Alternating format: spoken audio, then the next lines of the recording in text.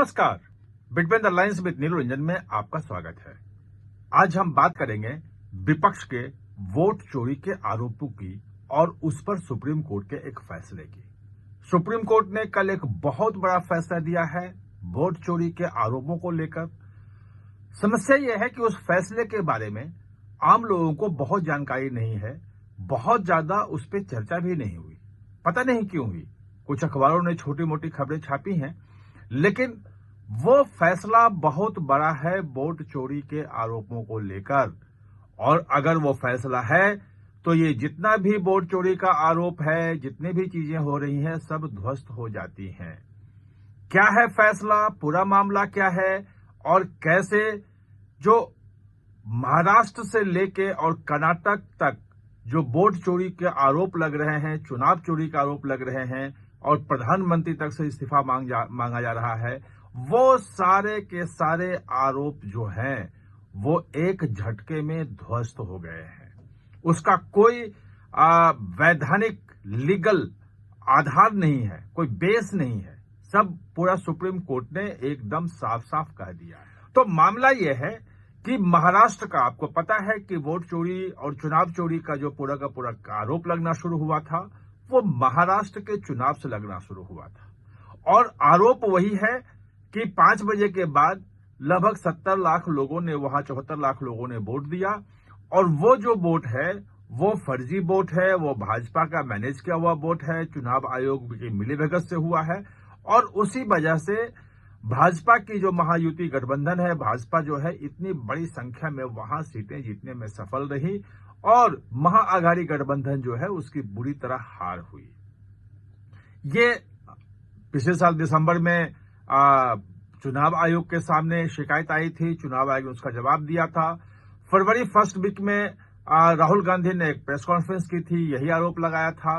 अप्रैल में संसद में राहुल गांधी ने यही बात कही थी और उसके बाद फिर जून में आप देखते हैं राहुल गांधी ने अखबार में, एक हिंदी और अंग्रेजी अखबार में पूरा का पूरा बड़ा सा लेख लिखा और उस लेख में यही आरोप लगाया कि कैसे वोट चोरी करके चुनाव की चोरी कर ली गई और महाराष्ट्र में नहीं सरकार बन पाई। ये तो आरोप है और इसमें अब नया जो जुड़ गया है वो सेंट्रल, जो बेंगलुरु सेंट्रल की सीट है उसका आरोप जुड़ गया है और उसमें महादेवपुरा जो कंस्टिट्यूंसी विधानसभा की है उसमें लगभग 1 लाख से ऊपर वोट का है।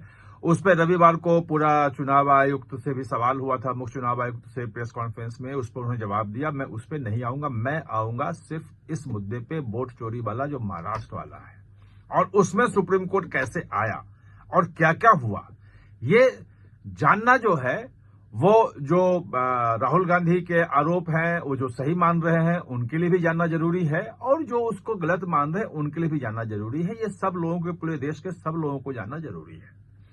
तो दरअसल है क्या कि जो महाराष्ट्र में ये बातें जब उठनी शुरू हुई, अखबारों में आना शुरू हुआ, छपना, 1-2 लेख छपने लगे कि भाई 74 लाख वोट जो एक्स्ट्रा पड़ गया और उसी से हार गया, क्योंकि इतनी बड़ी हार के और भाजपा की इतनी ज्यादा सीट, 134-35 सीटें जीतना मतलब बड़ी बात थी। तो ये कैसे हो सकता है, ये कहीं ना कहीं कुछ गड़बड़ी हुई आशंका जताई जाने लगी। तो एक जो है वहां पे विखरोली कंस्टिट्यूंसी है, उसमें एक वोटर हैं चेतन चंद्रकांत अहीर जो है एक वोटर है, मतदाता हैं। इन्होंने बॉम्बे हाई कोर्ट में एक पिटीशन दायर किया, याचिका दाखिल किया और कहा कि जी ये जो 74 लाख वोट जो एक्स्ट्रा पड़ गए हैं, इससे पूरा का पूरा चुनाव प्रभावित हो गया है और गलत ढंग से चुनाव जीता गया है, इसलिए पूरे चुनाव को कैंसिल किया जाए। इस पे बॉम्बे हाई कोर्ट में पूरी बहस हुई, सब कुछ चला। उसमें जब राहुल गांधी आरोप लगा रहे थे तो उस बीच में बॉम्बे हाई कोर्ट में ये मामले की सुनवाई भी चल रही थी और बहस भी उस पर चल रही थी। जून में बॉम्बे हाई कोर्ट का फैसला आया और फैसले में उसने बहुत बुरी तरह लताड़ लगाई। जो ये चेतन चंद्रकांत अहीर, इनको बुरी तरह फटकार लगाई और कहा कि भाई पॉलिटिकल चीजें, कोई बयानबाजी हो रही है और उस बयानबाजी के आधार पे अखबार में छिटपुट कोई आर्टिकल छप गया, उसके आधार पे पूरे चुनाव को कैंसिल करने की बात कैसे कर सकते हो। तुम्हारे पास क्या सबूत है कि 6 बजे के बाद जितने मतदाता आए हैं सब फर्जी थे और सबने भाजपा को वोट दिया? कहीं कोई आधार, कोई प्रूफ हो तो बता दो। ये बता नहीं पाए। और चुनाव आयोग की तरफ से जो चीजें दी गई वो बताया गया साफ साफ कि भाई हर घंटे, अगर 10 घंटे का चुनाव है और हर घंटे को अगर बांट ले 100% जितना मतदान हुआ उसका 100%, तो हर घंटे 10% लगभग वोटिंग होती है। और अगर 5 बजे के बाद भी 10% वोट हुआ है तो बिल्कुल वही सामान्य जो प्रक्रिया है, जितना एवरेज है उसके हिसाब से हुआ। एक्स्ट्रा वोटिंग कहां से हो गया? और जो भी चुनाव में लगता है लाइन में तो उसका वोट तो होता ही है, उसमें तो कहीं कोई दिक्कत है ही नहीं, वो दे सकता है, उसको बाहर नहीं किया जाता। ये नहीं है कि भाई 6 बज गया तो वोट बंद हो गया, ऐसा नहीं होता है और ये हमेशा से चलता रहा है।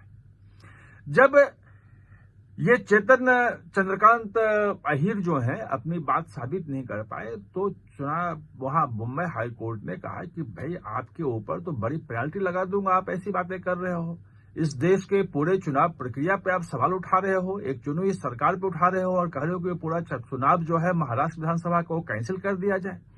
ये पूरी तरह डांट लगाते हुए और वो याचिका खारिज कर दी।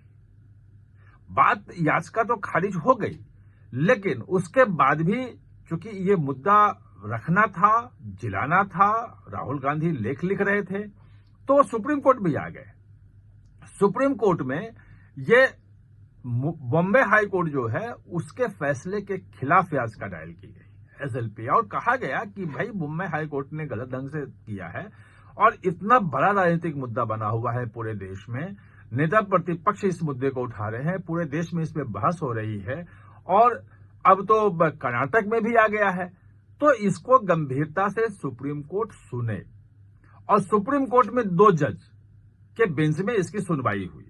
उसमें जस्टिस एमएम सुंदरेश हैं और जस्टिस एनके सिंह हैं।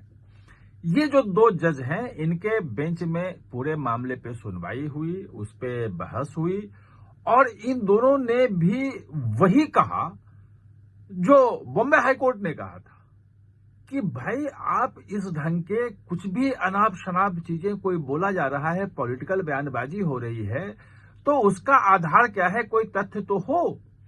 आप तथ्य लेके आओ पहले कि हाँ भाई यहां ऐसे वोट चोरी हुई है और ये जो एक्स्ट्रा वोटर बना था इसने भाजपा को वोट दिया है, आपके पास अगर प्रूफ हो तो आप लेके आओ।